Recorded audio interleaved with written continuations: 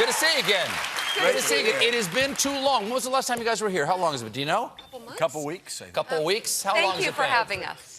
Like a year. It's been a year since you've been here. Yeah, it's been a long time. Yeah. Last time you were here, the two of you were both here, and Joe, you did a song. You did a song right over there. You mocked me unmercifully, but we Why enjoyed would I mock it. you unmercifully? You Because I played the suck, guitar and I everything like guess. that. I give it a great review. The Hague called it a crime against humanity. It was. It was. You were so Fantastic. I'm still getting my lawyers to sort that out for me. Boy, dark times these days. Dark times. Yes. You guys, we do our little jokes, ha-ha, every night, but every day this week, the story that has swallowed the news entirely has been the horrific reported death of Jamal Khashoggi.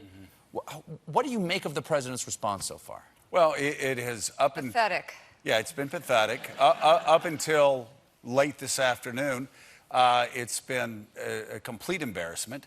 This afternoon, he said that we would have to act in a tough, swift way if in fact they did murder him. They did murder him. And the fact is that one of the countries that Donald Trump has forged the closest relationship with, that Jared Kushner's forged the closest relationship, that Donald Trump bragged that he got hundreds of millions of dollars from personally in the campaign, during the campaign, we now are basically selling out our interests nationwide, our values, and who we are as a nation. Well, what do you make of the people who say, well, yes, we have to be realpolitik about this? What do the people that have said, like, no, we have these, we have, we have huge arms sales with these people. They're a strategic partner. They've been partners since 1932. Listen, we need nothing from Saudi Arabia. We are energy dependent. We don't need their money. The fact is, though, that a lot of people in Washington have been bought and sold by the Saudis, and it's impacted. What do you mean bought and sold by the Saudis? Well, I mean, all you have to do is look at all of the lobbyists in Washington, D.C. that are doing the work for the Saudis. It's not just a Washington problem, it's a Silicon Valley problem. It is a Hollywood problem. People are going to have to divest. Universities are going to have to divest. State funds are going to have to divest. These people took a Washington Post columnist, a Virginia resident who has 2 American children, and sawed him up while he was alive for criticizing a Saudi leader in the Washington Post. This is crossing a line that's never been crossed before. Yes, we have had to align with some bad countries through the years. We did it during the Cold War. We had to turn a blind eye to some things that we shouldn't have turned a blind eye to.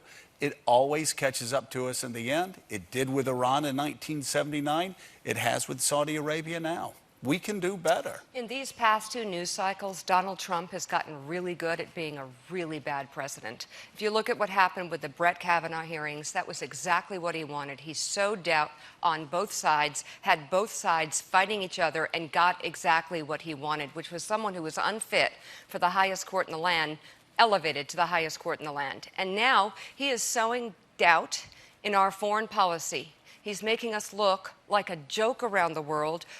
Every time he opens his mouth, we go down a peg internationally. We're going to pay for that for years to come. But in what way? In what ways do we pay for doing this? Because so many stories, admittedly, as the president said either today or yesterday, that this story of Mr. Khashoggi has captured the imagination of the nation, if not the world, I think partly because of the horrible thing that we're imagining.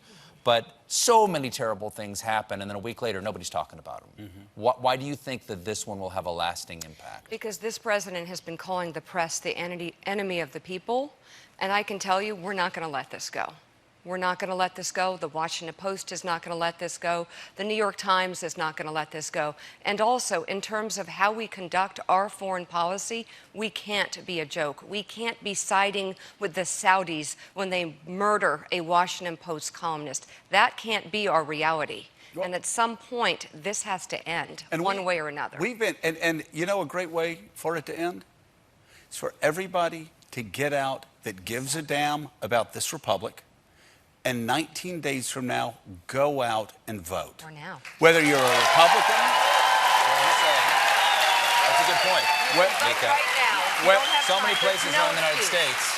Whether you're a Republican, whether you're a Democrat, whether you're an independent, you have to agree that Donald Trump needs Checks. to be checked. After Charlotte, if Charlottesville didn't do it, if the president wanting to ban 1.5 billion people because of the God they pray to didn't do it, if calling all Hispanics breeders, if calling Mexicans rapists, if doing all of these things, running not just a racist campaign, but a race-fueled presidency, if that doesn't get you out to the polls, nothing will. We have that responsibility. And if you don't get out and vote, don't bitch and moan the day after about how our Constitution is inadequate to deal with the horrors of Donald Trump. The Constitution provides us, we the people, a chance every 2 years to vote. Our chance comes in 19 days, and this is the most important election of our lives. It is. We're going to take a break, but we'll be right back with more Mika Brzezinski and Joe Scarborough.